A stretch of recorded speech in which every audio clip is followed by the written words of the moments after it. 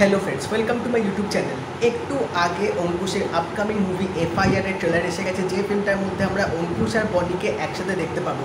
কিন্তু একটা crime investigation thriller এবং এই ফিল্মটাও কিন্তু পুজোতেই রিলিজ হবে 10ই অক্টোবর।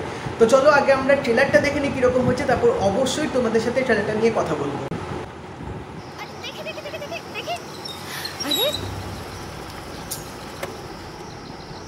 অদ্ভুত তো দিদি,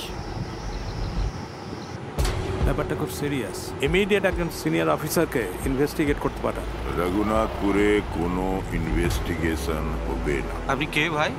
অব্রজিৎ দত্ত, লালবাজার স্পেশাল ব্রাঞ্চ। গোবিন্দ সিংহ আর বিকাশ সাহার রিপোর্টটা তো আপনি করেছেন, পোস্টমর্টম রিপোর্ট।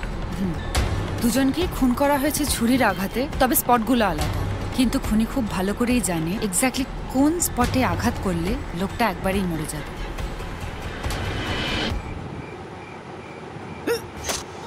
কি হলো স্যার? রাতে যেটা আড়ালে থাকে দিনে সেটা পরিষ্কার হয়। যেভাবে আমাকে তুই বাঁচিয়েছিলিস, একদিন ওদেরকে তুই বাঁচাবি। অভিনয়টা এখনো রপ্ত করতে পারেন, যার কাছে শিখছেন একটু সময় দিয়ে শিখুন। ও যে মার্ডার হুয়া না, ওর রিপোর্টগুলো তুই লিখবি। 1 ঘন্টা সময় দিচ্ছি, তোর লোকেদেরকে বল সারেন্ডার করতে। তার মানে খেলা তো জমে গেছে। আমার কাছে খবর আছে, শানুই কাল বিকেলে গোপীকে ফোন করে গাজীপুরে জঙ্গলে ডেকেছিলাম। আচ্ছা, এই সমস্ত ইম্পর্টেন্ট ইনফরমেশন আপনি কোথেকে পাচ্ছেন বলুন তো? যেভাবে মার্ডারগুলো হয়েছে তার থেকে বোঝা যাচ্ছে যে খুনির মধ্যে একটা ভীষণভাবে প্রতিহিংসা কাজ করেছে। তোর এই অবস্থা কে করেছে?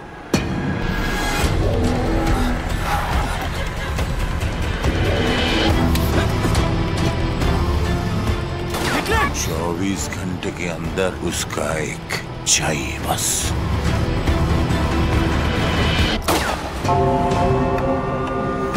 এখন যদি তুই আমার সব পরিষ্কার করে না বলিস, তাহলে ওদিকে তোর এক এক করে মরতে থাকবে আর তুই এখানে বসে বসে বাল ছিঁড়বি।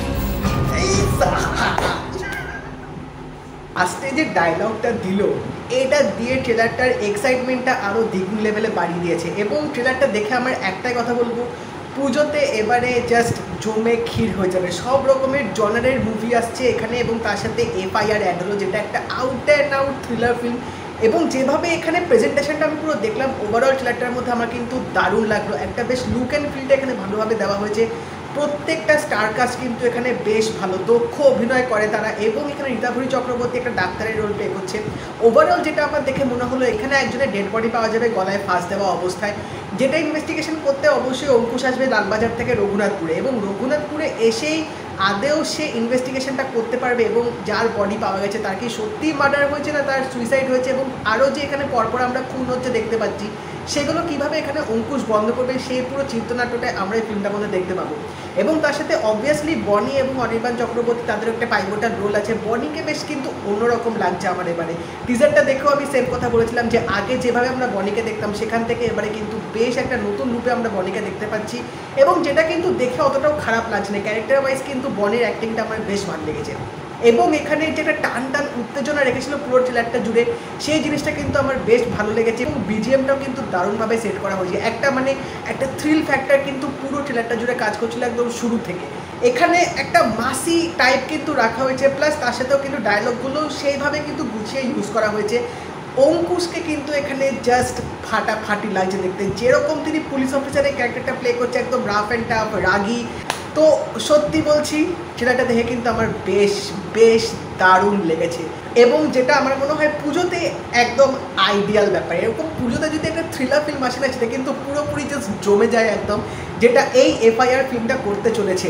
তো আমার মনে হয় এই ফিল্মটা এবার অবশ্যই যদি স্টোরি কনসেপ্ট সব কিছু ভালো থাকে, তাহলে পুজো কিন্তু এই ফিল্মটাও ভালো ব্যবসা করতে চলেছে। এবং এটাও কিন্তু একটা মাইলস্টোন হয়ে যাবে অঙ্কুশের কাছে, কারণ অঙ্কুশ কিন্তু এর আগে পুজোতে ওর যে কটা ফিল্ম এসছে সেগুলো কিন্তু মোটামুটি ভালো ব্যবসা করেছিল। দেখা যাক এফআইআর ফিল্মটা কীরকম হয়। তো তোমরা যদি ট্রেলারটা না দেখে থাকো অবশ্যই ট্রেলারটা দেখে নাও। এই ভিডিওটা ভালো লেগে থাকে লাইক করে দিও, শেয়ার করে দিও, চ্যানেলটা কিন্তু অবশ্যই সাবস্ক্রাইব করে দেবে, নোটিফিকেশন বেলটাও কিন্তু অল করে দিও। তো দেখা হবে পরের ভিডিওতে, বাই।